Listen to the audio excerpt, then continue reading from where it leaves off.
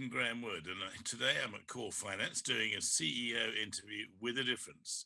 Today's guest is Colin Harrington, the CEO of Zephyr Energy, and I'm talking to John on the rig site in Utah, where I hope we can get to him now. Hello, Colin. Welcome to the show. Hi, Malky. How are you today? I'm very good. What's it like in Utah? Well, I'm at about 4,300 feet above sea level, in the middle of the desert. It's a balmy 10 degrees Fahrenheit right now, and I'm staring at an impressively large cyclone rig, which is framed by the LaSalle Mountains in the background, and I have to say it's absolutely beautiful, almost lunar, but very beautiful. So it's an exciting day for us. Excellent. Well, it is an exciting day, and I'm looking forward to coming on to that. You announced that you're spudding the State 16-2 well today. You must be really pleased to have got to this stage so efficiently. You've managed to get an awful lot done so far. So, tell us about the spudding and all about it.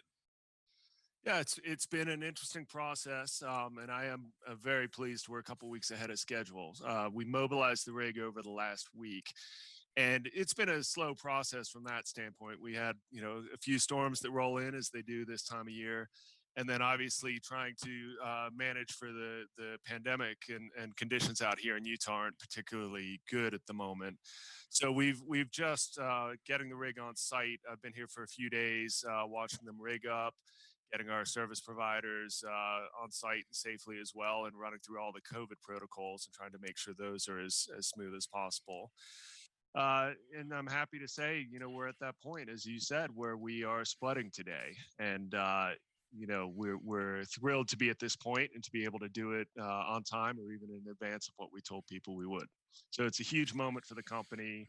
It's a culmination of a lot of work, as you know.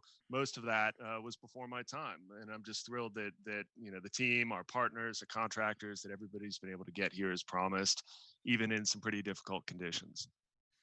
Well, that's great news. So, why don't you talk us through what happens from now? Day one is spud date.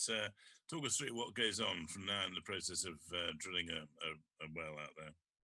Yeah, so from now we will spend the next 30 to 40 days drilling and then doing the cores and logs, and there's a little bit of extra time there depending on what we encounter while we're drilling.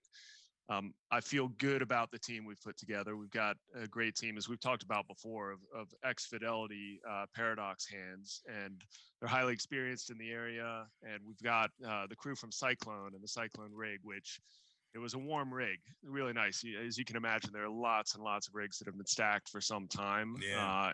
And I'm happy that we were able to get a team that's been working and is down here, and it's just helped us, position as well as possible right now. But of course, that's part of it, but the outcome's what matters. So we're going to drill for the next 30 days, hope to get 100 feet of the continuous core and the logs in the Cane Creek Reservoir.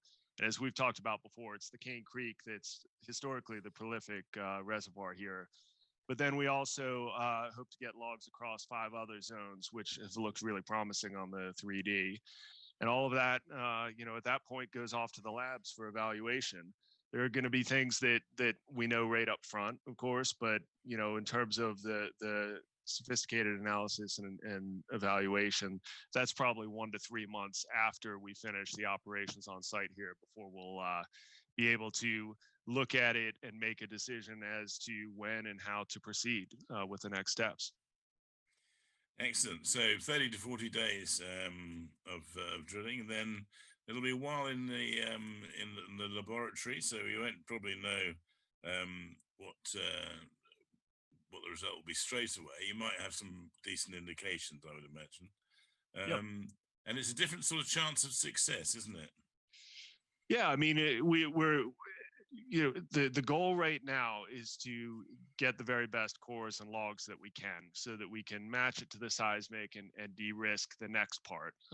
And the next part, the follow-on, is obviously going back into this wellbore. We're plugging it at about 6,500 feet or so. And, should we like what we see from the data, then we'll go back in and reutilize that wellbore, and it takes the total cost of a horizontal from roughly 6 million down to about 3 million. So I think pending how we view the data, the economics on the second part of the well we think could be great. If it lines up with what we expect. So that's a decision that'll be made in late first quarter, early second quarter next year, and then the process of drilling out the horizontal lateral could be done relatively quickly. So it'll take you about a quarter to get all your decisions ready, but you could still be drilling almost. It was still within the first half of next year. That's absolutely my goal, and we've been ambitious in our timeframes, but we also try to stick to to what we promise investors, and that's where we would like to be. Excellent. I know we haven't got too much time in this short interview, Colin, but I'd love to know how you feel that this very different year has gone for Zephyr and for the oil price and so on, and how you feel the industry's looking as we turn into 2021. You must be very proud of what's happened to your company. Yeah, I mean, I'm thrilled with where we are right now. It's kind of staggering when you look back over the year. What a year, whether you're talking globally or this sector, or even, on an individual basis, the distress and the turmoil has been significant. And I think about how we began the year, which was we really were looking to grow through acquisition in the DJ or one of the other Rocky Mountain basins and try to utilize some of our tax assets. We'd cleaned up the company at that point. We'd stripped a lot of costs out, and we had restructured the Paradox. And we had told people, obviously, we were looking for partnerships. And I think that as it had been for a while, most people thought we'd go down the farm-in route. And by landing this U.S. government partnership and the non-dilutive grant funding and the partnership with the University of Utah, from my standpoint, that was the best possible outcome we could have had here. And so, when I think about what happened when COVID hit and when the oil price dropped, as terrible as the effects have been on the industry, from our standpoint, we were flexible enough and without any debt that, the challenge I could give to the team was strip out every single cost possible and push forward on the Paradox, because M&A deals, it takes two to tango, and there was a lot of a lot of distress. I think you will see us active on that front still, but we turned our focus to setting a really ambitious goal to get this well spudded by the end of the year. And whether it's COVID or weather, there are definitely challenges, but I'm really, really happy with where we are. So onwards and upwards, I'm looking forward to the next steps here and to turning the page on 2020. Well, you're not the only one. Let me tell you that. Yeah, not a novel concept. No, but listen, I know that we're limited for time. I know that you're sitting in a Jeep in Utah, and all ready to go. I'm really pleased that you could find time to join us today. I wish you the very best of luck with the well. Thank you. Look forward to seeing you again soon.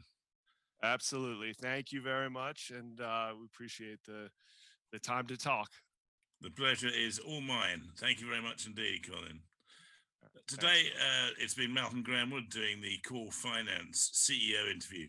My guest has been Colin Harrington, CEO of Zephyr Energy, in a Jeep on a well in Utah. Thanks for joining us. Bye now.